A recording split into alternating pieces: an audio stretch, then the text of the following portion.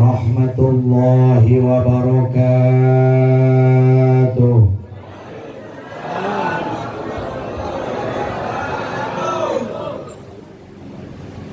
Alhamdulillahilladzi arsala rasulahu bil huda wa dinil haq liyudhhirahu 'ala ad-dini kullihi walau karihal kafirun. Wassalatu wassalamu ala sayyidina wa maulana Muhammadin alladzi tabi'ahul muttaqun wa ala alihi wa ashabihi wa ulamaihi wa ummatihi ila yaumi yuhsyarul khalqu kulluhum ajma'un, amma ba'du. Faqala Allah ta'ala fi kitabihil karim, bismillahirrahmanirrahim, laqad kana lakum fi rasulillahi uswatun hasanah liman kana yarjullaha wal yawmal akhir wa dzakarallaha katsira.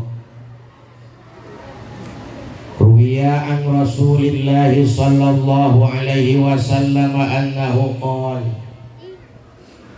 innama bu'istu li utammima makarimal akhlaq. Shadaqallahul azim wa sadaqa rasuluhul habibul karim wa nahnu ala dzalika minasy syahidin wa minal mu'taqidin wa la'allana minal amilin wa syakirin walhamdulillahi rabbil hadratal mukarramin, para ulama, para kiai, para asatidz dan asatidzah yang saya hormati, wabil khusus Ketua MUI Kecamatan Priuk, dan wabil khusus selaku pimpinan Majelis Zikir Bapak Kiai Haji Syihabuddin Quraisy, yang mari kita doakan mudah-mudahan para ulama, para kiai, para asatidz senantiasa diberikan kekuatan zahir dan batin, amin. Mudah-mudahan disehatkan jasmani dan rohaninya, amin. Dipanjangkan umurnya, amin. Dimurahkan rezekinya, amin. Ditambah kemuliaannya, amin. Teristimewa yang saya cintai seluruh jajaran panitia penyelenggara Hari Besar Islam peringatan Maulid Nabi masyarakat komplek Pepabri Taman Jaya, Taman Gebang, yang mudah-mudahan apa yang mereka korbankan, harta, tenaga, bahkan pikiran, diterima oleh Allah dan mendapatkan balasan yang berlipat-lipat ganda, amin. Terkhusus dan teristimewa yang saya cintai, yang saya hormati dan yang saya muliakan, Bapak Wakil kita selaku anggota DPRD Kota Tangerang, yang mulia Bapak Saiful Millah. Kita doakan bersama, mudah-mudahan beliau senantiasa disehatkan, amin. Dipanjangkan umurnya, amin. Dan yang saya hormati Bapak Ketua RW beserta RT-RT-nya, dan tidak lupa seluruh jajaran pengurus DKM Masjid Nurul Falah yang saya cintai dan yang saya muliakan, hadirin hadirat muslimin muslimat yang saya banggakan. Alhamdulillah atas izin Allah Subhanahu wa ta'ala pada siang ini kita bisa hadir dan menyaksikan sekaligus dengan seksama dalam rangkaian acara memperingati Maulid Nabi Muhammad, walaupun ada kiriman dari panitia Pak Kiai, insya Allah naik jam 10. Sekarang sudah jam 11, mestinya kena casing. Tapi nggak apa-apalah, demi cinta kita kepada Nabi Muhammad, salawat beserta salam Allah semoga tetap tercurah ke baginda kita Nabi Muhammad sallallahu alaihi wasallam beserta para keluarganya, para sahabatnya, para alimil ulama. Insya Allah kita semua sebagai umatnya, khusus yang hadir pada tempat ini, mudah-mudahan di dunia wal akhirah senantiasa mendapatkan rahmat dan keselamatan dari Allah. Amin ya rabbal. Bapak Ibu hadirin rahimakumullah, terlebih dahulu saya mohon maaf yang sebesar-besarnya apabila nanti yang saya bicarakan tidak sesuai dengan harapan, terutama dari segi bahasa. Saya ini Pak Dewan dari Pandeglang. Yang kita kenal Pandeglang itu keras, Pandeglang itu kasar, tapi insya Allah hatinya lembut. Insya Allah. Sebagaimana kita dengar tadi, Bapak Dewan telah memaparkan pembangunan jasmani, pembangunan raga. Sebetulnya dalam diri pribadi manusia itu mesti ada dua pembangunan, sebagaimana terlantur dalam lagu Indonesia Raya, bangunlah jiwanya, bangunlah raganya. Jadi sebelum kita membangun raga, terlebih dulu harus membangun jiwa. Karena kalau tidak diawali pembangunan jiwa, andai kita diberikan amanah entah itu jadi apa untuk membangun raga, lamun cek urang Pandeglang mah pasti nama acak-acakan leras.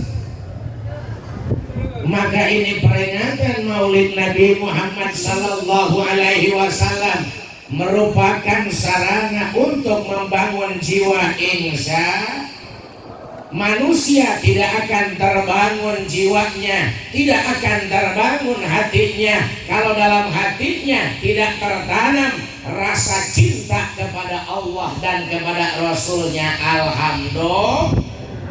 Maka sesuai dengan tema meningkatkan cinta kepada Nabi Muhammad sallallahu alaihi wasallam, karena kalimat selanjutnya dengan menjadikan suri tauladan Rasulullah dalam kehidupan. Andai kata dalam hati kita tidak cinta kepada Nabi, mustahil kita tidak akan bisa mencontoh suri tauladan, mengikuti jejak lampah Nabi Muhammad sallallahu alaihi. Maka ini peringatan Maulid Ibu Bapak merupakan satu sarana agar supaya kecintaan kita kepada Nabi semakin sempurna. Alhamdulillah kita dilahirkan dalam lingkungan Islam sehingga kita jadi Islam. Alhamdulillah kita dilahirkan dalam lingkungan manusia yang beriman kepada Nabi sehingga kita beriman kepada Nabi. Imannya saja kita kepada Nabi sudah merupakan cinta kepada Nabi. Insya maka peringatan Maulid merupakan wujud kecintaan kita kepada Nabi. Alhamdulillah. Maaf ngomong Ibu Bapak, pantas Banten ini berkah, pejabatnya berkah, kiainya berkah, masyarakatnya berkah, pedagangnya berkah, petaninya berkah. Alhamdulillah. Andai kata kita bandingkan dengan luar Banten, saya pernah Pak Dewan Mesantren di Kediri, mesantren di Madura, keberkahannya itu tidak seberkah orang-orang Banten, betul? Kenapa orang Banten pejabatnya mendapatkan keberkahan, pedagangnya mendapatkan keberkahan, kiainya berkahnya luar biasa? Karena orang Banten sering menghadirkan Rasul di tempatnya masing-masing. Alhamdulillah. Lamun cek almarhum Abu Yadum Yati nyariosna kieu, hadirkeun kudaria Rasul di tempat daria pangloba menang berkahna. Alhamdulillah. Bagaimana cara menghadirkan Rasul di tempat kita? Kita marhabaan, kita sholawatan, kita memperingati maulid Nabi. Dengan banyaknya kita marhaba, dengan banyaknya dan seringnya kita sholawatan, dan seringnya kita memperingati maulid Nabi, insya Allah Rasulullah sering hadir di tempat kita. Insya dengan kehadiran Nabi, insya Allah tempat kita berkah, ahlinya berkah, penghuninya berkah. Andai kata penghuni tersebut menjadi pejabat, pejabatnya akan berkah, pedagangnya akan berkah, petaninya akan berkah. Insya berkah itu kan ziyadatul khair, semakin bertambah kebaikan. Andai kata pejabat beres memperingati maulid, naik pejabatnya, naik jabatannya, itu namanya andai kata pedagang beres memperingati maulid semakin beruntung dagangnya, itu namanya andaikan pengusaha setelah memperingati maulud makin maju perusahaannya, itu namanya itu hanya di Banten yang luar biasa. Padahal Pak Dewan, kalau kita lihat semangat orang Banten itu kalah sama semangat orang Jawa. Pejabatnya kalah semangatnya, kerjanya kalah sama orang Jawa, petaninya apalagi, pedagangnya apalagi, serba kalah kita dari orang Jawa. Bayangkan orang Jawa kalau jadi pejabat, masuk kantor dia khusyuk, jam 8 keluar istirahat, masuk lagi keluar sore. Tapi jajal kalau pejabat orang Banten di Paneglang ini khususnya Pak Dewan, masuk jam 8, 1 jam, jam 9 keluar, di kantornya cuma 1 jam, mancingnya 6 jam. Betul? Nah itu pejabat di Paneglang. Tapi alhamdulillah punya keberkahan, betul. Tuh para petaninya kalau di Paneglang, kalau daerah Tangerang, daerah Serang. Kalau orang Jawa Pak di daerah Kediri, habis subuh berangkat ke ladang, istri sama suaminya nyangkul mau dohor, baru istirahat, setelah sholat dohor nerusin lagi sampai asar. Mereka hasil panen, tapi keberkahannya kalah sama orang Banten. Orang Banten taninya tidak segiat, tidak sesemangat orang Jawa. Berangkat orang Banten ke ladang, macul 1 jam, ngarokok 3 jam. Eta orang orang Banten, tapi punya keberkahan. Barangkali keberkahan itu didapat oleh karena orang Banten luar biasa dalam rangka memperingati maulid Nabi Muhammad sallallahu alaihi. Jangankan Nabi yang hadir di tempat kita, jangankan Rasul yang hadir di tempat kita, wali saja hadir di tempat kita membawa berkah. Lihat di Banten ada makom Sultan Hasanuddin Banten, berkahnya luar biasa. Ada pedagang peci, ada pedagang korma, ada pedagang kopi, yang barangkali di warung biasa itu kopi bisa 3.000, tapi di Banten nyampe 7.000. Betul? Itu namanya berkah luar biasa. Keuntungan dari dagang, mereka bisa membangun rumah, mereka bisa membiayai sekolah, mereka bisa membiayai anak pesantren, bisa membeli kendaraan. Mereka untung dari dagang. Di sekitar makom Maulana Hasanuddin itu namanya dulu ada seorang wali Allah Subhanahu wa ta'ala namanya Bisrin Al-Hafi. Pagi-pagi sekitar jam 7 ibu bapak datang ke toko minuman. Taruhlah zaman sekarang minuman Fanta, Sprite, ale-ale, teh botol dan lainnya. Pas sampai ke toko minuman itu Bisrin Al-Hafid, megang minuman ale-ale kalau zaman sekarang. Yang punya toko tahu, yang pegang minuman itu Bisrin Al-Hafid, ulama besar, wali Allah. Akhirnya ini pasti barang ini berkah. Barang yang ini nggak bakalan saya jual, pasti ada berkahnya ke toko saya dan ke kehidupan saya. Akhirnya diambil itu ale-ale yang bekas megang seorang wali Allah yang bernama Bisrin Al-Hafid. Terus begitu jam 8 langsung banyak pembeli, jam 9 banyak pembeli, sampai jam 10 banyak pembeli, sehingga punya untung jutaan. Itu namanya berkah. Pas jam 11 sudah banyak yang pembeli, hampir ratusan. Ada seorang pembeli yang merhatiin, ini tumben toko biasanya tidak seramai ini, tapi ini luar biasa ramenya. Barangkali jimatnya di mana ini? Pas dilihat-lihat, oh barangkali jimatnya itu di ale-alenya kali. Disamperin tuh sama yang memperhatikan, Pak, saya mau beli ale-ale. Itu tinggal ngambil, saya mah mau beli ale-ale yang Bapak pegang. Ini mah gak bakalan dijual. Ini mah ale-ale yang penuh dengan keberkahan. Tadi pagi sudah dipegang oleh seorang wali. Penasaran, wali itu apa? Langsung bisa berdalil, padahal dia nggak pesantren. Wali itu man atau Allah wa rasulahu ta'atan kamilatan dhahiran wa batinan fa akramahullah. Wali itu manusia yang taat kepada Allah dan Rasulnya dengan ketaatan yang sempurna zahir dan batin, lalu kemudian Allah memuliakannya. Udah Pak, kalau begitu itu ale-ale saya beli, silakan kalau mau sejuta mah. Bayangkan ale-ale yang modalnya cuma 1.000, itu orang berani membeli 1 juta, itu namanya bayangkan andai kata ale-ale yang kita pegang. Bayangkan ale-ale kalau yang pegang bukan seorang wali Allah, nggak bakalan ada yang berani ale-ale membeli 1 juta. Udah saya beli 1 juta, kata yang pinggirnya,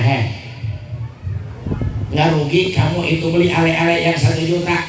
Oh nggak rugi, soalnya ini mah ale-ale yang penuh dengan keberkahan. Tadi pagi dipegang oleh seorang wali. Lalu dia bertanya, wali itu siapa? Langsung bisa berdalil lagi, man atau Allah wa rasulahu, padahal nggak pesantren. Itu namanya wah kalau begitu mah saya mau ini beli ale-ale. Udah sama saya dibeli 2 juta. Lanjut yang di pinggirnya lagi 3 juta, yang di pinggirnya lagi 4 juta, yang di pinggirnya lagi 5 juta, yang di pinggirnya lagi. Udah saya beli 10 juta. Sampai 10 juta berani membeli ale-ale. Tuh. Cerita itu kita putus dulu. Di hutan ada rombongan rampong. Ada 49 rampong. Kata kepala rampong, hai, hari ini jangan maling, hari ini jangan merampok, kita pesta, kita mabuk minuman keras. Kenapa? Ini hari ulang tahun saya, kata kepala rampong. Kalau begitu harus beli minumannya yang mahal. Saya coba kasih uang 20 juta, nanti saya ke pasar membeli minuman keras. Dikasih itu anak buahnya 20 juta. Tuh beli minuman keras. Berangkat ke pasar anak buahnya. Pas sampai ke pasar, datang ke toko minuman yang sedang mengadakan lelang ale-ale. 11 juta, 12 juta, 13 juta, 14 juta, 15 juta. Langsung dia mampir. Kenapa ini ale-ale semahal ini? Biasanya ale-ale cuma 1.000 rupiah, ini bisa 15 juta. Oh, ini ale-ale yang penuh dengan keberkahan. Soalnya tadi pagi sudah dipegang oleh seorang wali. Siapa wali? Man atau Allah wa rasulahu. Udah saya beli uang 20 juta. Barangkali saya maling dan berkah. Akhirnya ibu bapak sekalian, dia ikut lelang. Ada yang lain nawar 16 juta, 17 juta, 18 juta, 19 juta, sudah tidak ada yang nawar lagi. Langsung anak buah rampok itu maju ke depan. 20 juta saya beli. Akhirnya tidak ada lagi yang berani menawar. Akhirnya dibeli 20 juta sama anak buah rampok. Ia pegang langsung ke hutan. Barang datang ke hutan, mana minuman kerasnya? Tuh, ale-ale. Kata kepala rampok, berapa ini ale-ale? 20 juta. Ini ale-ale biasanya harganya 1.000 rupiah. Kenapa kamu beli 20 juta? Oh bos, ini mah ale-ale yang luar biasa, yang penuh dengan keberkahan. Kalau kita minum ale-ale ini, nanti kita malingnya bakal dapat banyak. Soalnya ini berkah. Ya kalau begitu kita minum. Soalnya ini ale-alenya cuma satu. Nanti ale-ale saya sobek, terus saya colomin, terus ini saya nanti lamot. Akhirnya saudara sekalian, dibuka itu ale-ale, terus curugna dicolongkeun di lamot, dicolongkeun di lamot, dicolongkeun di lamot, dicolongkeun di lamot. Ngerti nggak ini di lamot? Artinya dicolongkeun di lamot, dicolongkeun di lamot sampai 48 mencicipi rasa ale-ale. Terakhir itu ale-ale ada seperempat lagi. Kata kepala malingnya, ini bagianku. Pas diminum oleh bos maling, apa yang terjadi? Luar biasa.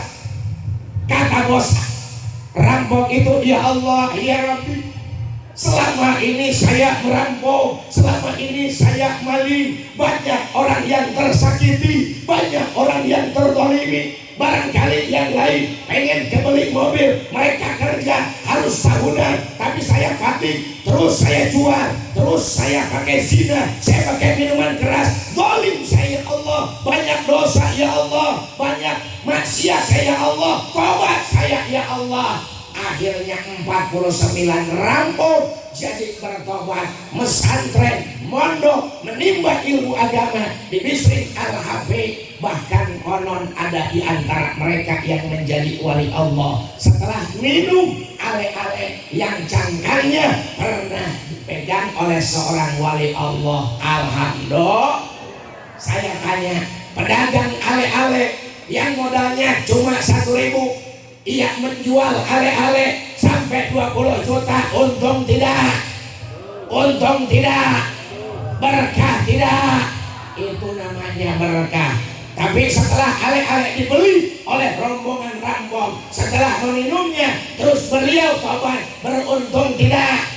Pedagang ale-ale beruntung, rampok beruntung. Kalau saya tanya, untung yang mana? Untung yang mana? Untung rampok. Tukang minuman ale-ale punya untung 20 juta rupiah. Kalau dia tidak infakkan di jalan Allah, akan habis begitu saja. Tapi seorang rampok 49 bahkan jadi bertaubat kepada Allah, diterima oleh Allah, pahalanya di alam akhirat tidak bakal ada habis-habisnya. Itu namanya berkah. Kita memperingati Maulid Nabi, wujud kecintaan kita sampai harta kita korbankan, uang kita korbankan, tenaga kita korbankan, pikiran kita korbankan demi cinta kepada Nabi Muhammad sallallahu alaihi. Kata Imam Qusairi, ma akal tayakna yang engkau makan ruksak, wa masarib tayakna yang engkau minum ruksak, wa ma anfaqta fisabilillah yang engkau infakkan di jalan Allah, pahalanya yang akan kekal insya. Andai kata Pak, kita sudah pernah ditanya tentang harta kita, kita tidak akan punya mobil, kita tidak akan punya uang banyak, ala kadar sebutuhnya saja. Dulu di Basroh ada seorang kaya tapi mendidiknya luar biasa. 1 minggu lagi dia meninggal. Dia bicara gini ke anak-anaknya, nah andai kata Abah meninggal nanti di alam kubur ronda ya. Kenapa gitu Bah? Nanti kalau ada malaikat mau nyiksa abah, lawan aja. Luar biasa itu orang. Pas dapat 1 minggu dia meninggal, anak-anaknya tidak mau ronda. Kebetulan ada seorang miskin yang punya harta cuma 1 kampak. Mang, mau nggak kalau ngeronda di dalam kubur ayah saya? Mau. Nanti kalau ada malaikat mau nyiksa, lawan ya. Siap. Apa upahnya? Kalau mamang tamat ngeronda sampai 40 hari 40 malam, nanti sebagian harta abah kami buat mamang. Siap. Pas dikuburkan, itu orang kaya yang menit, yang ngeronda asuh ke dalam kubur. Pas masuk ke dalam kubur, akhirnya datanglah malaikat. Itu malaikat sebelum nanya orang kaya yang meninggal, nanya yang ngeronda dulu. Kata malaikat, itu apa yang dibawa? Kampak. Itu kampak punya siapa?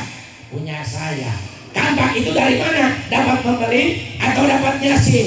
Oh, ini dapat ngasih. Dapat ngasih dari siapa? Dari ipar saya. Ipar kamu dapat kampak dari mana? Dapat membeli. Membelinya pakai apa? Pakai uang. Uangnya dari mana? Gaji. Kerja apa? Ipar sampean dari satpam.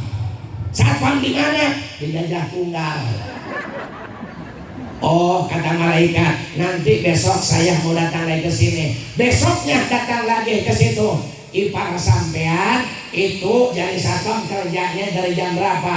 Dari jam 8. Keluarnya jam berapa? Jam 4. Itu ipar sampean gajinya berapa? Oh, UMR Tangerang hampir 5 juta. Itu ipar sampean kerjanya ada bolosnya? Oh, nggak tahu. Sampai segitu ditanya sama malaikat. Oh, kata malaikat, besok saya datang lagi ke sini. Datang lagi besoknya malaikat. Itu kampak buat apa? Buat ke hutan. Sampai ke hutan buat apa? Nampakin kayu bakar. Ayo, kayu bakarnya dibawa kemana? Dibawa ke kampung. Setelah ada di kampung, nggak bagaimana? Saya jual. Buat apa? Supaya dapat uang. Uangnya buat apa? Buat beli beras dan lauk. Beras dan lauknya buat apa? Buat menafkahi anak dan istri. Anak istri makan supaya apa? Supaya kuat. Kuatnya buat apa? Buat ibadah kepada Allah. Bagus. Oh, nanti besok kami datang lagi ke sini. Besoknya malaikat datang lagi ke situ, masih nanya seputar kampak. Besoknya datang lagi, masih nanya seputar kampak. Sampai 40 hari 40 malam masih pertanyaan seputar kampak. Belum beres yang lain, langsung keluar. Pas keluar, anak-anak yang mendengar ada. Bagaimana abah saya? Abah kamu belum ditanya. Saya juga kampak belum satu belum beres. Langsung dia lari. Pas dia lari, kata keluarganya, Mang sini lagi, ada apa? Sesuai dengan perhatian dia. Nih sebagian harta kami. Bagaimana kata orang yang miskin? Saya sekarang tidak mau. Kenapa tidak mau? Jangankan saya punya rumah 2, jangankan saya punya kendaraan 2, jangankan saya punya tanah hektaran, punya kampak 1 aja belum beres. Ditanya 40 hari 40 malam. Tuh, kalau kita sudah pernah ditanya, pasti kita seperti yang punya kampak tersebut. Tapi ketika harta kita diinfakkan di jalan Allah buat membangun masjid, buat membangun majelis taklim, buat membangun pondok pesantren, sarana umum, insya Allah bakal meringankan pertanyaan. Insya harta yang kita infakkan di jalan Allah seperti untuk memperingati Maulid Nabi, insya Allah tidak sia-sia, bakal memperingankan pertanyaan nanti di alam kubur dan di alam akhirat. Insya dasarnya cinta Nabi. Alhamdulillah. Pertanyaannya, bagaimana agar supaya cinta kita kepada Nabi sempurna? Yang pertama, cintai para ustaz, cintai para kiai, cintai para habaib, cintai para ulama. Insya bagaimana kita mau bisa cinta Allah dan Rasulnya kalau kita tidak cinta kiai? Kadang-kadang Pak, zaman sekarang itu cinta sama kiai itu masih milih-milih. Betul. Dan kadang-kadang Pak Dewan di daerah Pandeglang memuliakan kiai setempat, kurang lebih daripada memuliakan kiai yang dari jauh, betul? Woi, kalau kamu balik mah itu memuliakannya luar biasa. Pulang dikasih amplop 20 juta. Tapi yang suka ngajar kita, yang kita tahu sholat dari situ, tahu ibadah dari situ, kita bisa wujud kidam bako dari situ, kita kurang menghormatinya. Saya pun pernah punya pengalaman menarik Pak Dewan. Saya pernah ceramah ke daerah Cikarang. Di tol Selipi, saya ditelepon sama panitia. Pak Kiai masih di mana? Di tol Selipi. Siap Pak Kiai, kami jemput gerbang tol Cikarang. Pas saya sampai di gerbang tol Cikarang, bener dijemput sama motor 10, mobil 1. Kata panitia, Pak Kiai, mobil Pak Kiai tunda di sini. Kami titipkan di gerbang tol Cikarang. Pak Kiai pindah mobil, saya dipindahkan ke mobil ambulan. Waduh, cuk abdi dasi kayak bongong doang nih. Akhirnya, hai panitia, saya belum mati, sakit tidak? Kenapa masuk ambulan? Alasannya masuk logika, Pak Kiai, mohon maaf, Cikarang daerah industri, jalanan macet, Kiai harus naik panggung jam 10. Solusi yang terbaik ya naik ini. Akhirnya saya masuk mobil ambulan, dikawal sama motor 5, di belakang 5. Dijalain itu apa selingannya, alhamdulillah lancar, alhamdulillah. Ada orang yang ngamokin, kata yang awal minggir, ada orang mati. Setan cek ajaib pacar nontacannya. Ya Allah ya Rabbi, saya sadar barangkali mereka memuliakan mubaliknya, barangkali tidak ingin mubaliknya terjebak dalam kemacetan, alhamdulillah. Tapi ada yang mesti kita lebih muliakan, kiai setempat, kiai yang ngajar ngaji kepada kita, alhamdulillah. Kita tahu baca sholawat dari mereka, kita tahu zikir dari mereka, alhamdulillah. Kita tahu cara cinta kepada mereka. Di antara rasa cinta itu sering kita membaca sholawat kepada Nabi. Insya Sallallahu ala Muhammad Sallallahu alaihi wasallam Sallallahu ala Muhammad Sallallahu alaihi wasallam. Kita sedang membaca sholawat, hadirkan Nabi pada hati kita. Karena kadang Pak, zaman sekarang banyak manusia yang memperingati maulid tapi tidak merasakan agungnya Nabi, tidak merasakan mulianya Nabi, baru merasakan manfaat dari keagungan Nabi. Alhamdulillah. Mana contohnya? Kita ketika disebut nama Nabi, kadang-kadang hati kita tidak bergetar, betul? Padahal kalau manusia sudah sempurna cinta kepada Nabi, ketika disebut Rasulullah, ketika disebut Muhammad, maka ia akan bergetar hatinya. Insya kita mah kadang baca sholawat baru dalam mulut. Sallallahu ala Muhammad. Muhammad dalam mulut kita ada, tapi dalam hati kadang tidak ada. Percis ketika kita sedang pikir la ilaha il, kadang itu Allah cuma ada dalam mulut tapi dalam hati tidak ada, betul? Sekarang kita kan ada mau baca la ilaha illallah ketika ada gempa. Kalau ada gempa, la ilaha illallah, la ilaha illallah, la ilaha illallah, la ilaha illallah, baru ingat. Itu juga kadang Allahnya cuma di mulut, dalam hati mah takut gempa, betul? Bukan takut Allah, betul? Padahal ketika la ilaha illallah, dalam hati ada la ilaha illallah, ada Allah, maka kualitas la ilaha illallah kita akan berbeda dengan membaca la ilaha illallah yang di dalam hatinya tidak ada Allah. Bayangkan Pak, di Pandeglang ada yang mau zikir kalau ada orang meninggal. Itu juga sudah pilih-pilih. Kalau yang meninggalnya susah, la ilaha illallahnya lamban. Tapi kalau yang kaya, la ilaha illallahnya kenceng dan banyak. Begini nih kalau yang tahlil di orang kaya. Afdhalu dzikri fa'lam annahu la ilaha illallah. Ahli waris Sohibul Musibah bangun. Wah ini mesti ditambah amplopnya nih. Terus la ilaha illallah, la ilaha illallah, la ilaha illallah, la ilaha illallah. Sarimi dan sardenjis, la ilaha illallah, sarimi dan sardenjis. Iya kan kalau tadi sekarang berakatnya mentahan sarimi satu sardenjis Oh, ketika la ilaha illallah cuma di mulut tapi dalam hati ada sarimi dan sarden, mantap munasabah. Kualitas bacaan la ilaha illallah kita tidak seperti la ilaha illallahnya para wali, tapi alhamdulillah sudah lumayan. Alhamdulillah.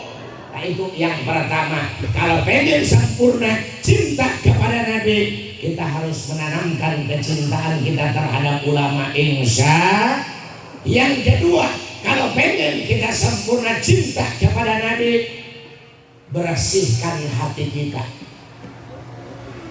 Karena tidak akan cinta kepada Nabi kalau dalam hati masih ada kebencian terhadap sesama, masih ada hasud terhadap sesama, masih ada sirik terhadap sesama, masih ada sombong. Tidak akan sempurna cinta kita kepada Allah dan Rasulnya, insya. Kenapa Abu Jahal tidak beriman? Karena Abu Jahal kotor hatinya. Karena Abu Jahal hasud kepada Nabi. Karena Abu Jahal benci kepada Nabi. Hasud dan benci adalah penyakit yang mengkotori hati. Naudzubillah men. Kadang Pak kita hidup di masyarakat ada aja yang sombong betul. Jangankan seperti kita, ilmunya terbatas. Ilmu tentang dunia kita terbatas. Ilmu tentang akhirat kita terbatas. Iblis yang ilmunya luar biasa, kesaktiannya luar biasa. Ketika iblis sombong, akhirnya jatuh menjadi makhluk hina. Karena iblis sombongnya luar biasa. Naudzubillah men. Maka sudah bisa dipastikan kalau ada orang sombong, dia tidak akan mulia. Kalau ada orang sombong, dia tidak akan terhormat. Pasti jatuh, pasti hina seperti iblis. Naudzubillah men. Ada cerita dulu di kampung ada seorang manusia yang sombong.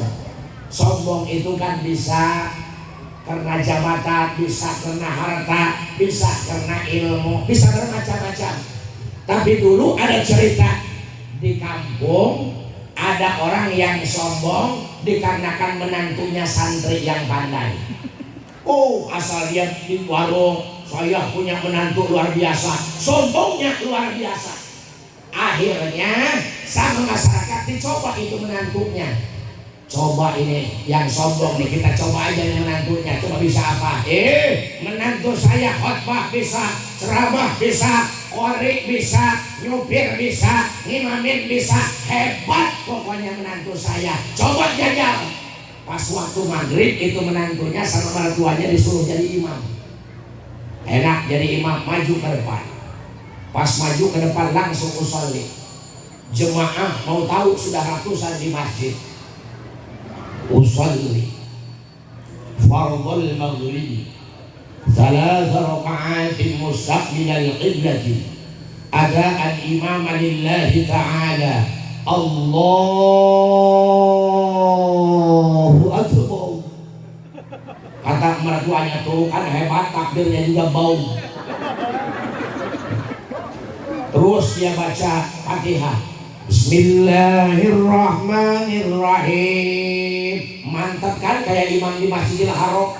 Nggak ada ustaz di sini mas sampai menghina kepada ustaz yang lain dikarenakan sampai wairil maghdubi alaihim waladdallin. Kata mertuanya, amin, amin, amin, amin. Dia mah usolli juga belum. Akhirnya kata imam menantunya, baca apa ini? Kalau baca surat yang pendek malu, ini ada mertua lah yang panjang. Baca Sabbilis. Bismillahirrahmanirrahim. Sabbihisma rabbikal a'la alladzi khalaqa fasawwa walladzi qaddara fahada walladzi akhrajal mar'a faja'alahu ghutha'an ahwa sanuqri'uka fala tansa. Kebetulan nama mertuanya Sanukri. Kata mertuanya itu kan hebat, menantu hebat mah nama mertua juga disebut. Padahal dalam Sabbihis ada Sanukri. Diterusin, inna hadza la fis suhufil ula suhufi Ibrahim wa Musa. Masih tamat. Ruku, i'tidal, sujud, terus duduk, terus sujud lagi, terus berdiri lagi. Pas rokaat kedua setelah Fatihah, rokaat kedua setelah Fatihah baca yang pendek lah. Baca Bismillahirrahmanirrahim. Wadduha wal laili idza saja ma waddaka rabbuka wa ma qala walal akhiratu khairul laka minal ula. Inna hadza la fis suhufil ula suhufi Ibrahim wa Musa. Kata makmum, oh Sabbihis lagi. Terus kata mertuanya, begitu imam yang khusyuk sholatnya langsung lupa, ingat kepada Allah terus.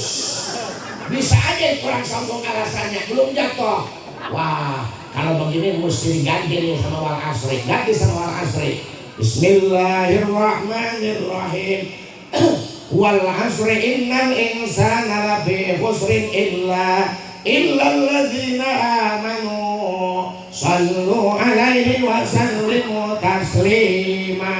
Kata makmum, ya Nabi salam alaika, ya Rasul salam alaika, ya Habib salam alaika, salawatullah alaika. Kata mertuanya, kok berjamaah ujungnya dimarah.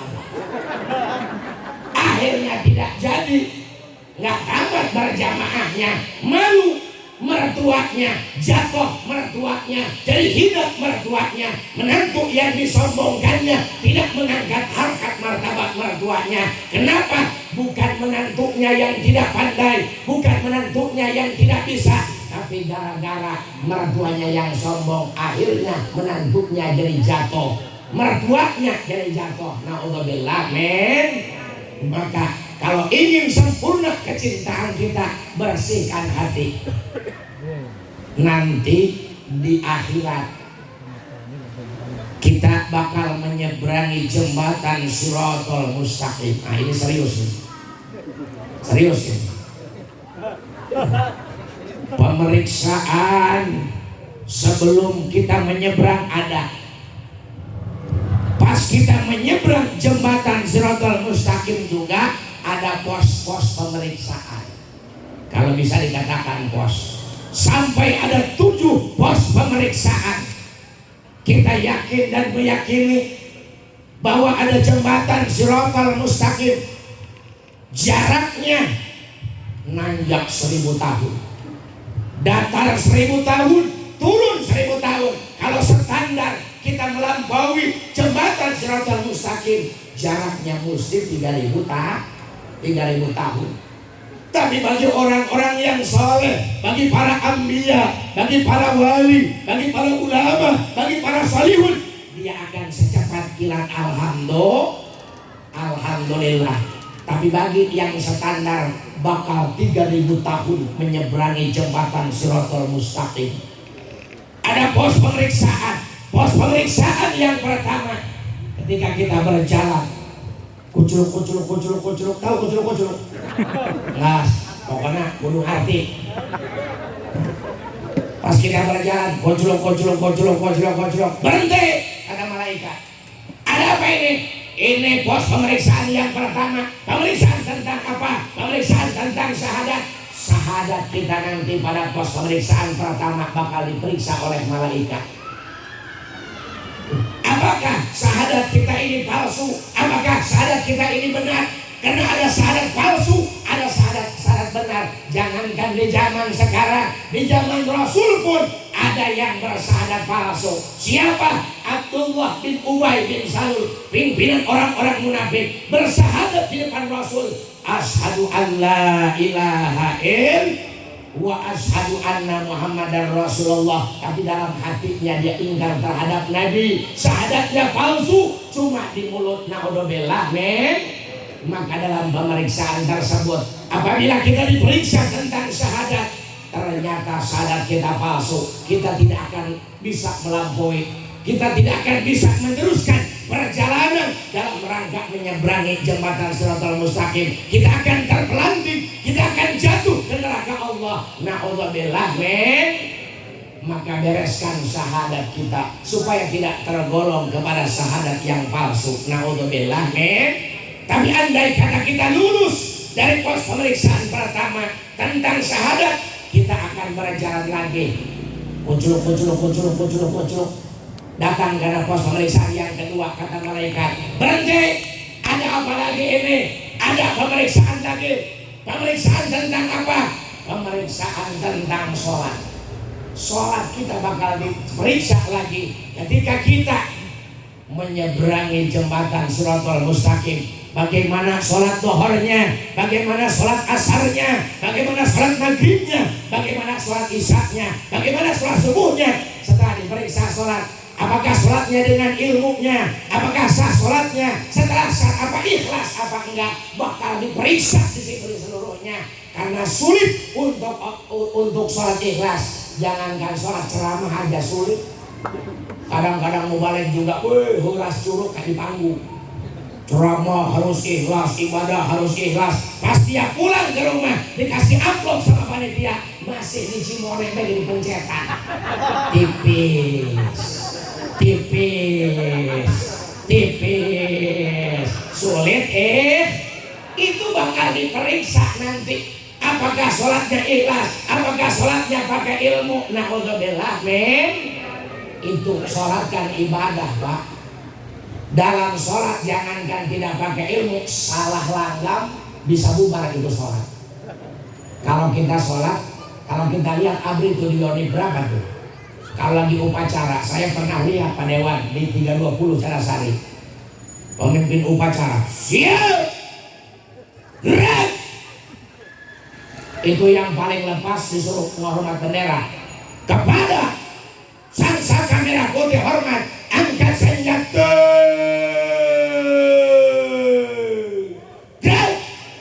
Bayangkan itu abri di kampungnya sholat jadi imam, lagarnya gitu aja. Makmum di belakang ada 20. Pas dia usalli, itu yang 12 orang langsung pingsan. Ada 8 orang lagi, waduh gua mati kalau imam kayak begini. Kabur. Pas diterusin, Fardol ready. Salah sarokati mustaqbilal kiblati, adaan imam lillahi ta'ala. Allahu Akbar. Pas ulung salah, lihat ke belakang, makmum sudah nggak ada. Jadi nggak beres, jadi berjamaah nggak jadi bubar. Itu baru salah langgam. Apalagi kalau kita ibadah seperti sholat tidak pakai ilmu, bakal diperiksa nanti di pos pemeriksaan kedua. Ada cerita nih di Karawang Pak Dewan. Dulu ada 5 orang bodoh semua dari tentang sholat, masuk masjid. Pas datang ke masjid nunggu kiai sampai 6:30 belum ada sakit. Kata yang orang tua, udah kamu aja yang pemuda jadi imam, biar biasa maju yang muda. Pas maju, usollinya masih bisa. Usolli fardhal maghribi thalatha raka'atin mustaqbilal qiblati, adaan imam lillahi ta'ala. Allahu Akbar masih bisa. Terus baca dua iftitah masih bisa. Terus baca Fatihah. Bismillahirrahmanirrahim. Alhamdulillahi rabbil alamin sampai ghairil maghdubi alaihim waladdallin. Kata makmum, amin. Mulai tuh baca apa itu? Maklum bodoh Yasin.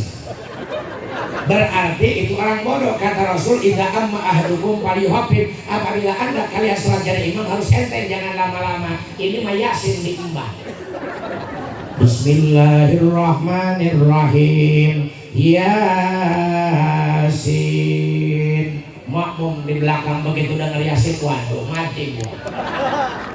Diterusin sama imam, wal Qur'anil hakim innaka laminal mursalin ala siratim mustaqim siratal ladzina an'amta alaihim ghairil maghdubi alaihim waladdallin. Amin. Kata imam, kok saya masih torokan amin 2 kali. Waduh, lagi celah ini dari mustaqim ke siratal lagi ganti semalam taruh ganti semalam taruh. Bismillahirrahmanirrahim. Alam taro kaifa fa'ala rabbuka bi ashabil fil alam yaj'al kaidahum fi tadlil wa arsala alaihim ghairil maghdubi alaihim waladdallin. Kata makmum amin. Kata itu imam, wah diterusin juga pasti waladdallin lagi. Akhirnya dia ke belakang, makmum, kata yang tua, ada apa? Saya waladdallin lagi, kalian amin lagi. Mau kapan ini beresnya sholat? Lalu kata yang tua, lagi sholat ngomong. Kenapa gitu? Kata kiai juga batal. Abah juga kan dari ngomong. Abah mah ngomong juga, ngasih tahu kamu sholat batal. Akhirnya sudah 2 orang yang batal. Ada 3 orang lagi yang betul, yang belum batal. Yang 2 orang saling tanya, kita batal enggak ya? Akhirnya kata yang satu lagi, aduh enggak, kita menjaga ngomong. Hancur sholat semua. Kenapa? Soalnya bodoh tanpa ilmu agama. Ingat, di pos pemeriksaan yang kedua akan diperiksa sholat kita. Insya Allah. Andai kata gagal kita pemeriksaan dari situ, ada belang-belangnya sholat, na'udzubillahi min dzalik, Rasulullah bisa datang menolong kita apabila Rasul mau menolong kita.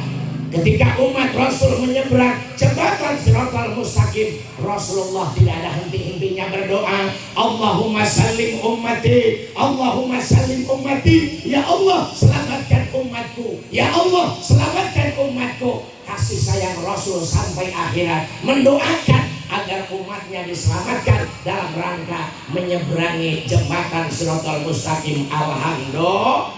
Andai kata kita tidak lolos, kita bisa berharap kepada Rasul, ya Rasulullah tolong aku. Rasulullah tidak mustahil akan datang. Oh, itu umatku, orang Tangerang, orang perumahan pintu gerbang, orang perumahan Taman Gebang pada tanggal 30 Oktober 4 Rabiul Awal telah memperingati, mengagungkan dan memuliakan hari kelahiranku. Maka ini berhak untuk mendapatkan syafaat pertolongan dariku. Rasulullah apabila diberi izin akan sanggup menolong umatnya yang sholatnya bolong-bolong. Alhamdulillah. Tapi jangan begini, biar pusat bolong nanti sama Rasul ditolong.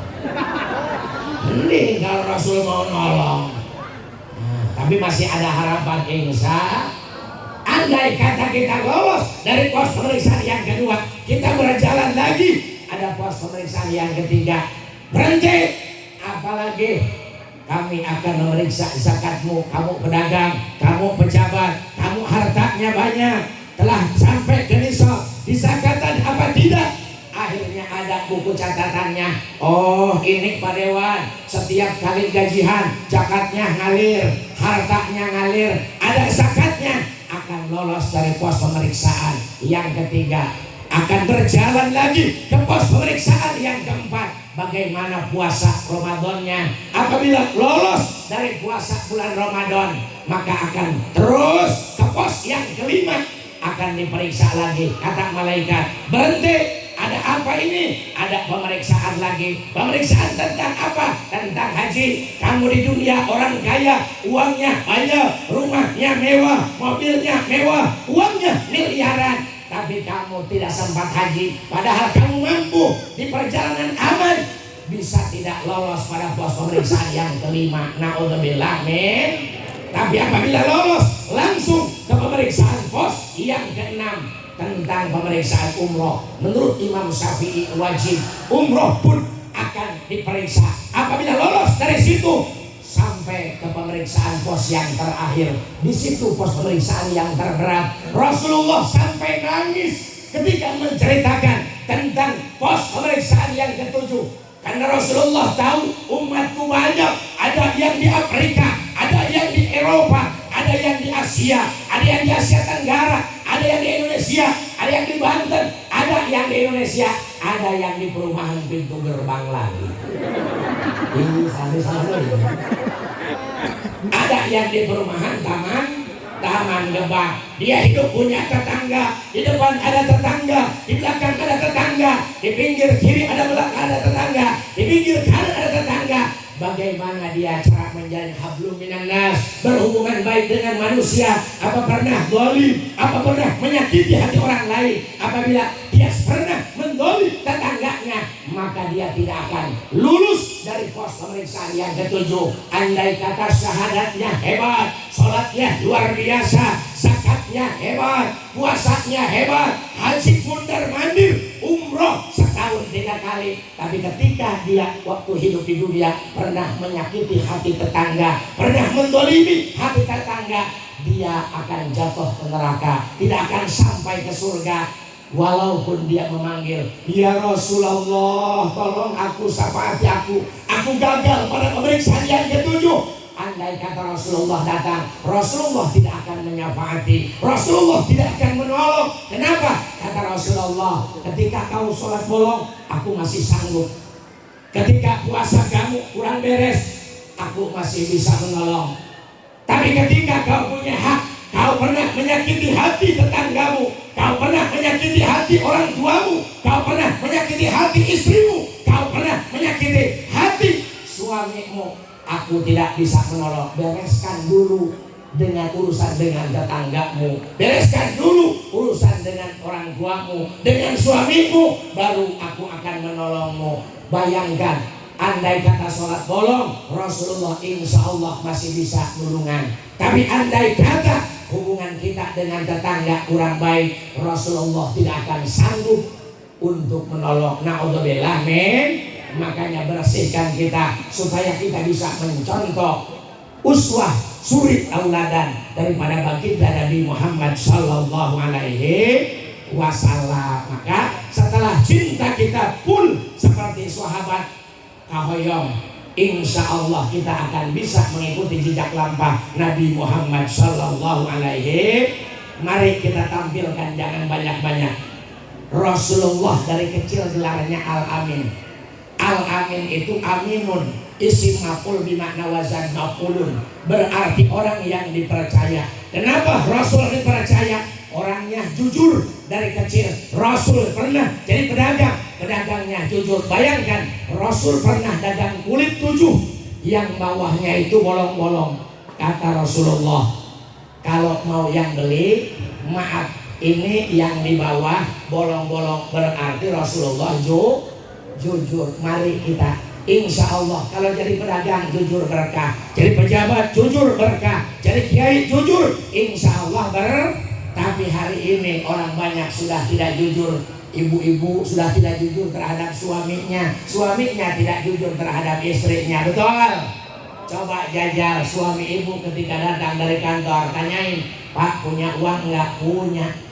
Berapa? Ada 300.000. Itu ibu jangan lekas percaya. Suami zaman sekarang kalau bilang punya 300.000, 100.000 itu masih ada. Tapi saya memaklumi banyak suami zaman sekarang yang tidak mau menyerahkan uang seluruhnya terhadap istrinya, karena uang suami kalau dikasihkan seluruhnya terhadap istrinya itu sulit keluar lagi. Betul? Rasa sama saya dulu, punya uang kasih istri, pas mau merokok habis uang nggak punya, ngelek. Suami akhirnya saya ke dapur, ditoek nih, ada apa? Rokok baik. Ya Allah, sama panitia aja saya disebut al-mukarram ada ilallah, sama istri dideretak setan doang. Ya Allah, makanya saya bukan mendidik yang tidak benar Pak, Bu. Apabila kita Pak punya uang 10 juta disimpan di bank, jam 1 malam pengen merokok, tinggal datang ke ATM, pencet nomor PIN, keluar 100.000, kebeli rokok. Tapi jajal, kalau kita punya uang 10 juta simpan di istri, jam 2 pengen merokok, mau mencet apanya coba ya. Ya Allah ya Rabbi ya. Saya juga dulu jujur terhadap istri. Kalau pulang ceramah itu amplop masih dilem dikasih sama istri. Nimi kata istri saya, alhamdulillah pas pagi-pagi saya mau merokok, rokok habis, uang tidak megang. Kata istri saya, kenapa ngelamun terus kayak buaya? Ya Allah ya Rabbi, akhirnya saya ngancam dalam hati, nanti malam saya ada ceramah lagi ke daerah Labuan, pas pulang nanti saya akan potong itu isi amplop. Maka saya mulai itu bertujuan untuk tidak jujur. Mantap, menurut saya banyak para suami yang tidak jujur diakibatkan oleh kekejaman istrinya.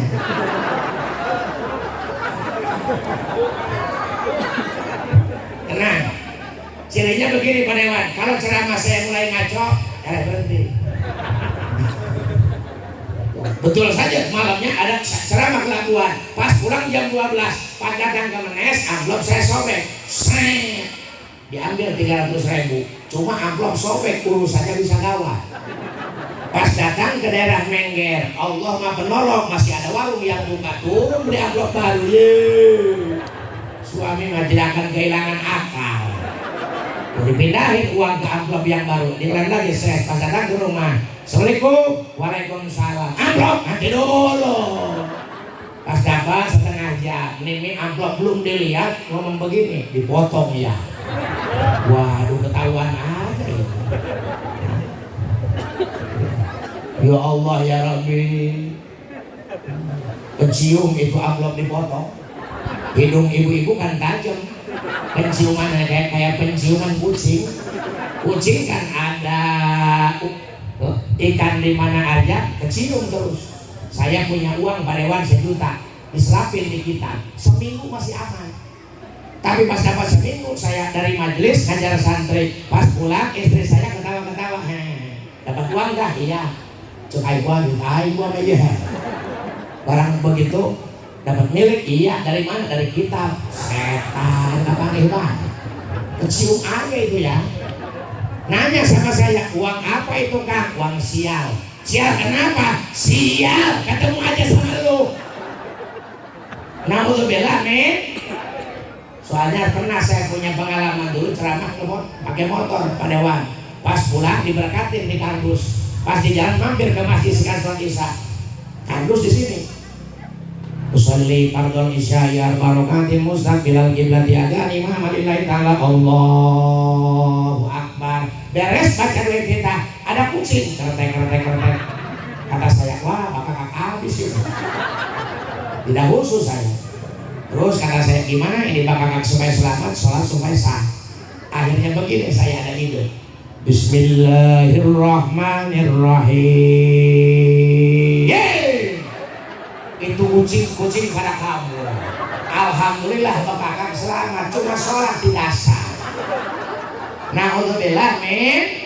Akhirnya kata saya ke istri, lihat nih kalau masih dilem nanti masih utuh. Pas dilihat sama istri saya, asik suamiku masih jujur. Kata hati saya, tertipu kau. Ikuti uswah dalam diri pribadi Rasul.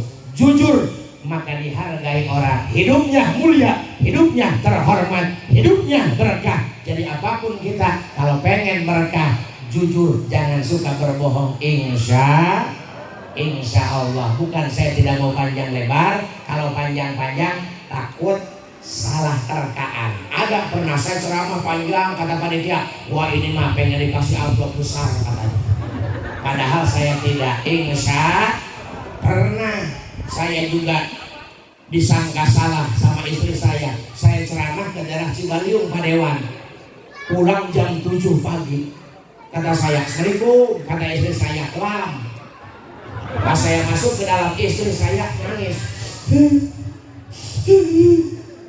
Begini nasib punya suami tukang ceramah. Kebetulan saya amplop nih gede dari panitia. Ngomong begini istri saya, yang saya butuhkan bukan amplopmu, tapi yang saya butuhkan adalah kejujuranmu. Biasanya juga ceramah paling malam juga pada jam 3, ini pada jam 7. Pasti ini punya yang muda, pasti ini punya yang muda. Hayang dari motor urut hayang. Ya Allah, saya disangka nyandung. Akhirnya kata saya, nih dengar nih ceramah dari Cimario sampai sana jam 10 malam, ceramah ke bagian jam 1 sampai jam 2, terus pulang di Labuan jam 5, sholat subuh, rokok ngopi jam 6, terus datang ke sini. Coba di mana nih pikirkan, di mana ambil kayak mudanya. Akhirnya sadar, maafin ya telah salah, maafin ya, iya dimaafin. Amplop yang tadi mana? Alhamdulillahirabbil alamin. Sallallahu ala Muhammad, sallallahu alaihi wasallam, sallallahu ala Muhammad, sallallahu alaihi wasallam. Ya nanti iringi sama hadroh. Yang kita ibadah Allah rijal Allah hafal. Ayo. Nanti minum dulu. Bismillahirrahmanirrahim. Ibadallah rijalallah ahli sunnah li ajlillah wa kunu aunana lillah hasanallah ibadillah wa ya Allah wa ya anja wa ya sadat wa ya abab wa antum ya ulil albab ta'ala wa masulillah sa'alakum walizul farajahunakum wa fi amrin fasadakum asuduhan nakum lillah ya Rabbi bisadati tahawakli isarati asasati bisarati wa yasmu'atuna lillah ikasbil unyah aini wa tamsil kaifi wal aini wa rafil baini min baini inuril wahi ya Allah la ilaha illallah la ilaha illallah la ilaha illallah Muhammadur Rasulullah. Itulah yang bisa saya sampaikan.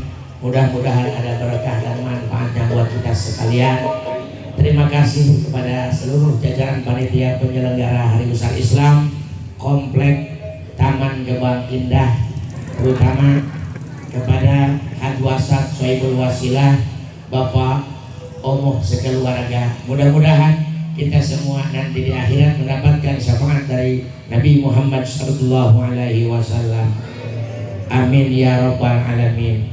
Mohon maaf atas segala kekurangan. Terima kasih atas segala perhatian. Usikum wa nafsi bitaqwallah. Wassalamualaikum warahmatullahi wabarakatuh.